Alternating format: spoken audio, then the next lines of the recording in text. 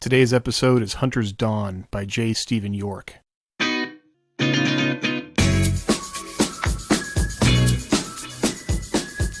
All right, well, hello and welcome to the Classic Science Fiction Podcast. I'm your host, James S. Aaron, and on this show, I read short stories from before the year 2000. I started this podcast to get me reading more short stories and to promote authors and their work. I'm not a professional narrator and I don't read the stories beforehand, so we'll be experiencing them together. You can find links to the authors, magazines, or books in the show notes. If I couldn't find current links, I'll have info about the magazines so you can help support them as they continue to keep science fiction short stories alive and well. Oh, there might be a fantasy story sometimes too. Thanks for listening, and now on to this episode's story.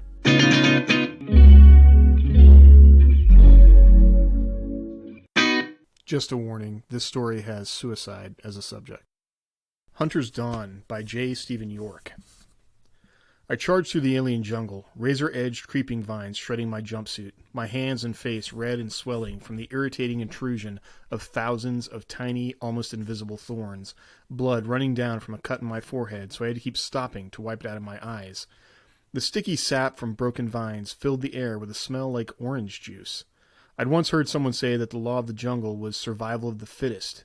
I was fittest, immortal, human, one of the masters of the known universe. But I didn't plan to survive. But I would if I didn't hurry. I could hear something crashing through the brush behind me, not even trying to hide its noise. One of Friday's nanopets come to fetch me back. No way I was going to make it that easy for them. Entering the small clearing created by the fall of one of the giant trees, I glanced at the crude compass, an ancient magnetic navigation device that I'd constructed from parts of my personal gear. The crashing was loud behind me. I knew I should be close. I veered left and bulled my way into the brush again.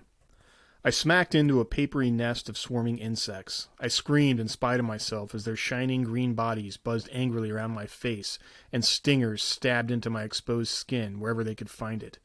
The moment of panic passed. I brushed them away and pushed on. Their toxins were tailored for another biochemistry. I might get one hell of an allergic reaction later, but I didn't plan on hanging around this life long enough for that to be a problem. Still, I'd lost precious seconds. I could hear my pursuer closing in. The stings itched. One of them on my left eyelid was swelling, making it even more difficult to see. Maybe I wasn't going to make it after all. Then the thickest of orange and purple leaves thinned. I caught a glimpse of deep blue sky between the tree trunks. I was there. A vine caught my foot as I came out of the trees, and I fell, frightening a flock of four-winged pseudo-birds that scattered like animated confetti. I rolled, kicking up a bunch of crawling insects in the process.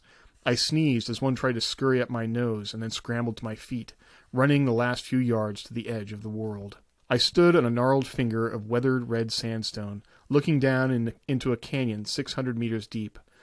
A river curved like a strand of silver through the purple foliage below. My left boot rested half over the edge, and I watched as a bit of sandstone crumbled away and tumbled silently into the abyss.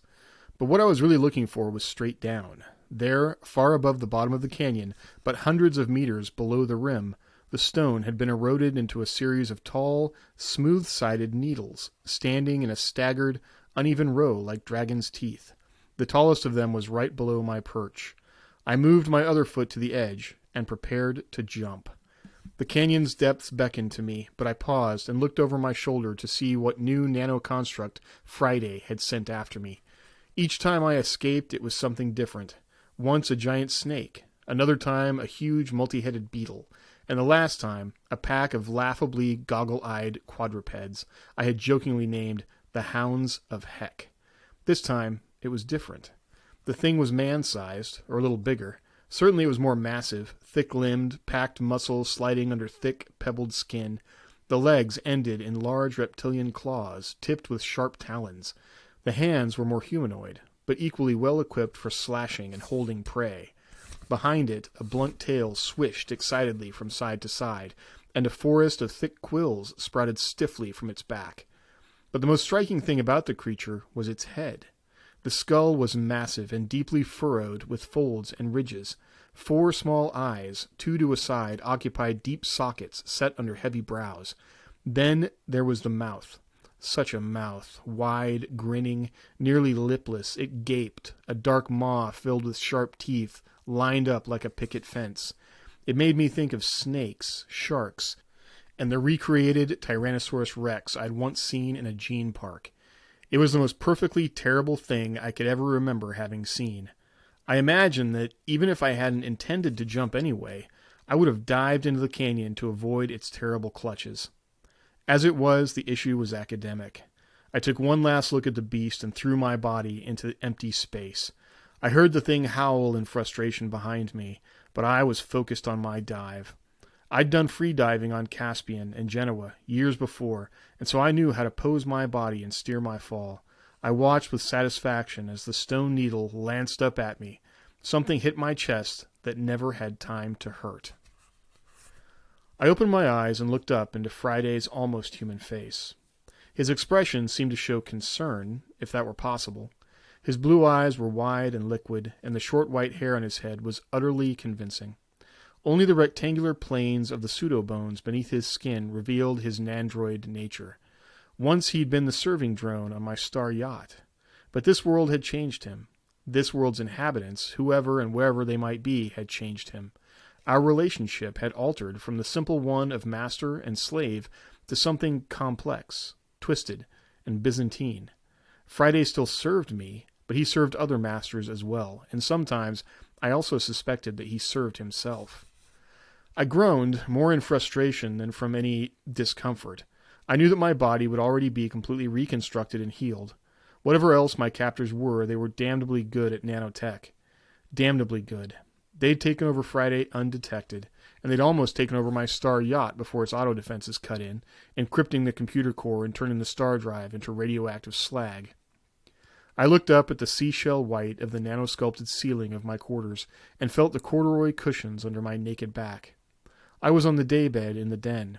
It was night, and a cool breeze blew in from the open terrace door, scented with the cinnamon citrus tang of the planet's high forests. Friday smiled, his little half-smile, neither condescending nor joyful. That was quite a creative attempt, Kalain. You've never managed to tear yourself into two pieces before. I sat up, instinctively running my hand down my breastbone. Of course there was no injury, no scar, but the transition was always something of a shock. For all the good it did me, you seem to have handled the damage well enough. Friday nodded. It was a challenge, though.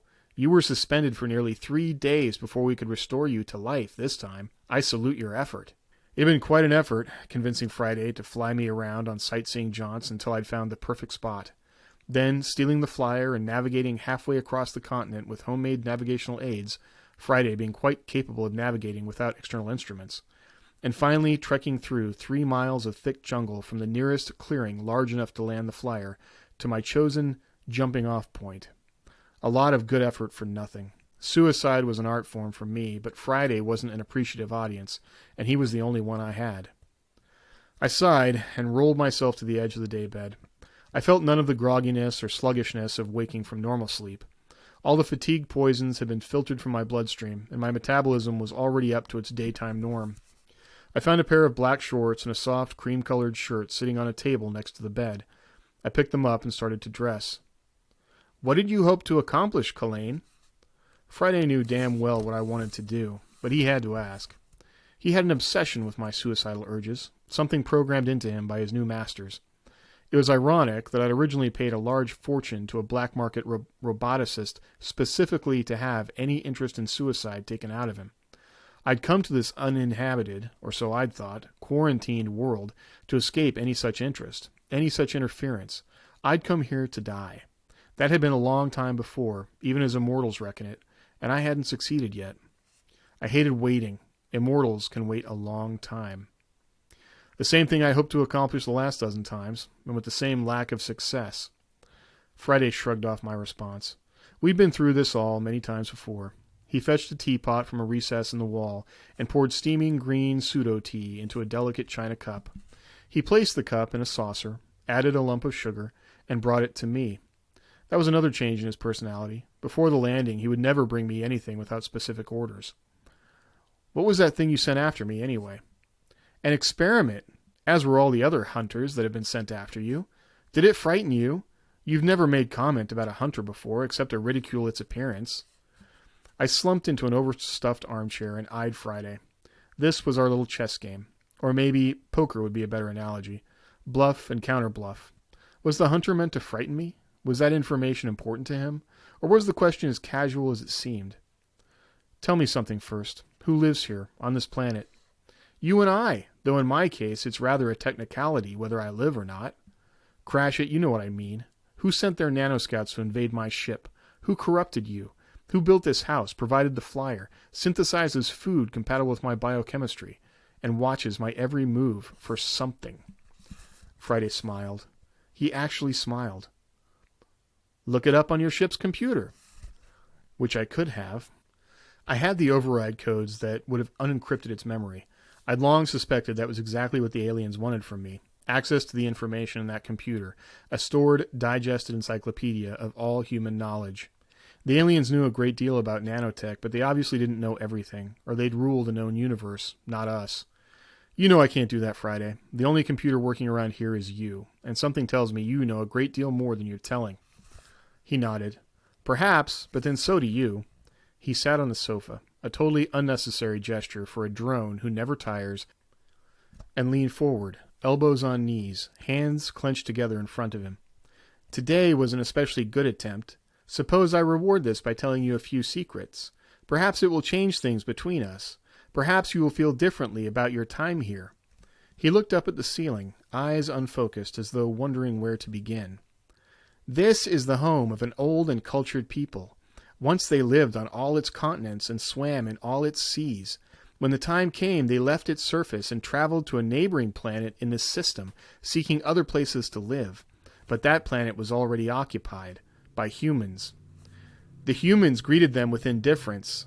This world was taken, they were told, as were all the other worlds in this system, and all the worlds in all the neighboring systems, and all the worlds of every star that could be seen in the sky.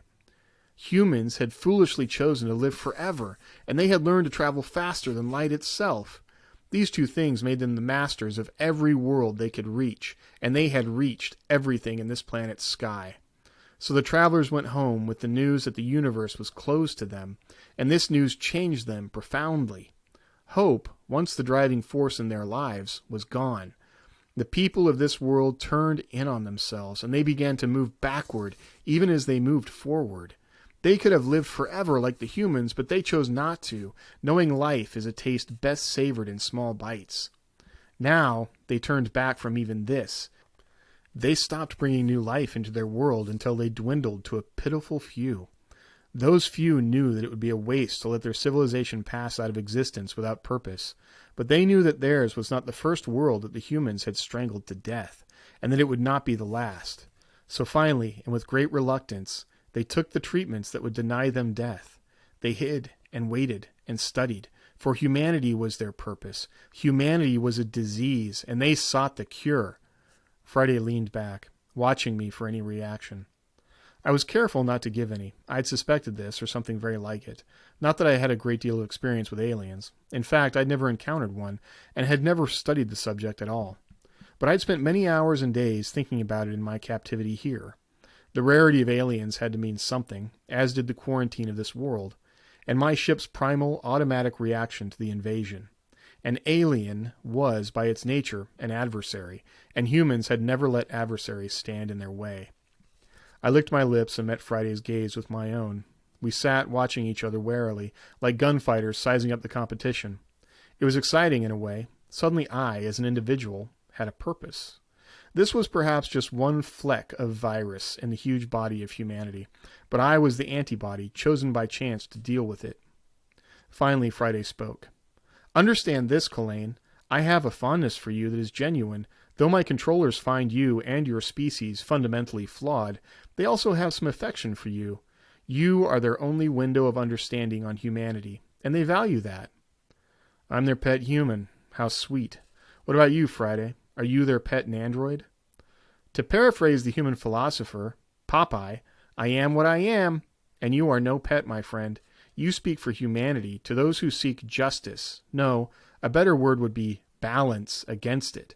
By your words and actions, they judge all humanity. Remember that. Judgment, Friday? How do they plan to carry out their judgment? Then I thought of the monstrosity that had confronted me up in the canyon rim. I thought of the fear that thing had brought up in my gut, the sheer, efficient deadliness of the thing. I thought, and I laughed. Monsters? You plan to bring down humanity with monsters? I shook my head. For a moment, I'd almost started to fear these unseen aliens. Let me tell you something about humans. We've been fighting monsters since before we climbed down from the trees. Our earliest literature is about fighting monsters. Our popular fictions are full of monsters. We've always fought monsters. Now we have starships and antimatter beams. We can move planets. You seriously think you can frighten us with monsters?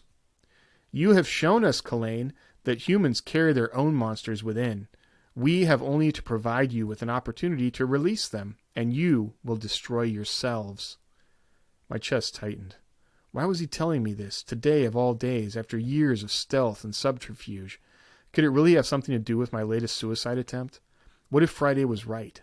Perhaps my careful, reasoned, calculated obsession with self-destruction wasn't unique. Perhaps it was only more overt in my case. But how would the monster I saw at the canyon tap into that urge? I had to know. The monster, Friday.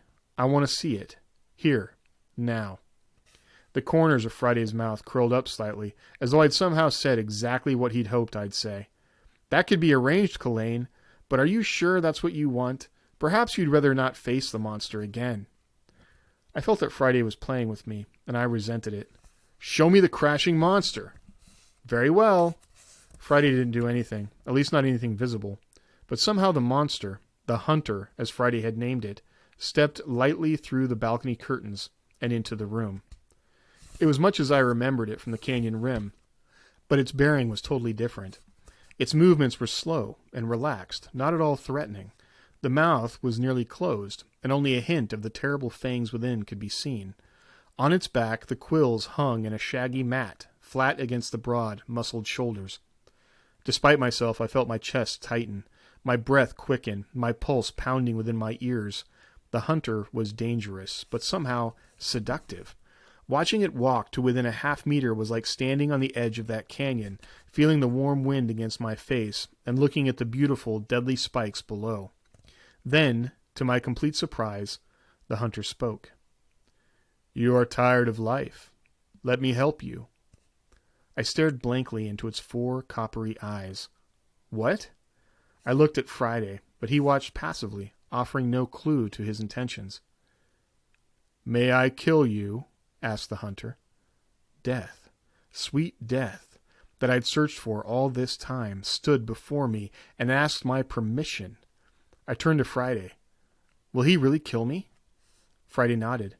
He would, if allowed to, but only with your permission. This is the prototype, but there will be millions like this one, moving among humans on all their many worlds, offering oblivion to anyone who will take it. How? Humanity never allowed these things to wander freely. They'll kill them all off. Details already solved. There will be difficulties at first, resistance, but you will soon learn that it is easier to leave the hunters alone. After all, they're harmless, unless... He smiled. The hunters will grow from nanospores, and we already have a scheme spreading those spores throughout human space. It all started to make sense. There were complications, but I had little doubt they had ways to work around all of them. Except one. They still needed my ship. Kill me, I said to the hunter. Kill me now. The hunter turned, limbs tensing, the quills on its back rising. It crouched, lowering its center of gravity, and hissed at me like a huge snake. I didn't run. As much as I wanted to, I wouldn't run. The hunter drew back its right arm, and the knife-like talons slashed through the air. Stop, said Friday. The hunter froze, his arm in mid-swing. You are not to hunt this one, said Friday. Kalain of all humans is special and immune to the pact. You will not harm him, no matter what he says to you. The hunter relaxed immediately, settling back on its blunt tail like a prop. If it was disappointed, if it was even capable of disappointment, it did not show it. Without realizing it, I had been holding my breath. I let the air out of my lungs in something that sounded like a sob. Friday turned to me. The hunters are as one. What I have said to this hunter will apply to every hunter that exists in any place. You are immune to them. They are immune to you. It doesn't matter, Friday. No matter what you do, you can't spread them without my ship. You don't have a faster-than-light drive, and you'll never get one from me. Not if I have to stay here and fight you for 10,000 years. Friday tilted his head back and laughed. You just don't understand my controller's interest in you, Kalain. It was always you they were interested in, not for what you knew, but what you were. They already had your ship. Though they are lacking in this one important area of science, they are masters of nanotechnology and computers of all kinds. Though their initial attempt to take over your ship's computer failed, it was only a feint. It told them everything they needed to know to bypass your encryption. It was a trick. It had to be a trick. I don't believe you. They had to wait for the radiation in your ship to reach safe levels. Your star drive is already repaired. While your two halves were being knitted back together a few days ago, the ship was taken on a test run to a nearby star system. It verified their own versions of the FTL drive and the FTL communicator that were already under construction. My eyes went wide. I was beginning to think Friday was telling the truth. The yacht is parked in the courtyard below the balcony. See for yourself. I stood, maneuvering carefully around the now passive Hunter, and ran out onto the balcony. I leaned over the stone railing and to the cobblestone courtyard below. There, parked between two planters full of flowering vines, was a 20-meter silver pumpkin seed. My yacht. Friday stepped through the curtains and stood beside me. Go and check it. It is my gift to you, Kalain. It didn't matter to the controllers, but I insisted that you have your ship back. I looked at him, surprised that he would argue with his hidden masters. I am what I am, as I said. There is one other gift as well. Though the hunters will not kill you, you are again free to kill yourself. Go jump into your canyon, hang yourself in the bathroom. Even the drive compartment of your yacht is still radioactive enough to kill you, if you want to stay there for a few days straight.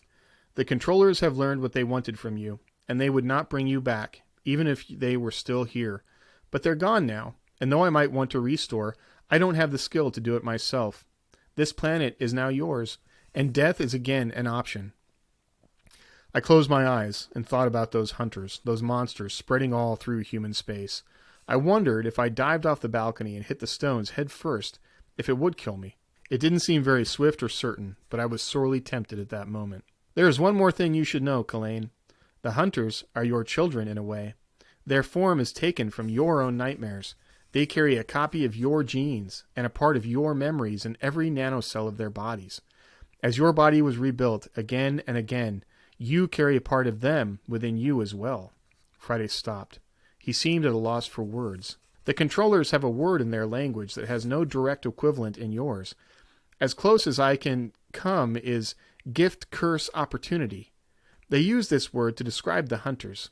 They may destroy humanity, they may make it stronger, or they may do something else entirely.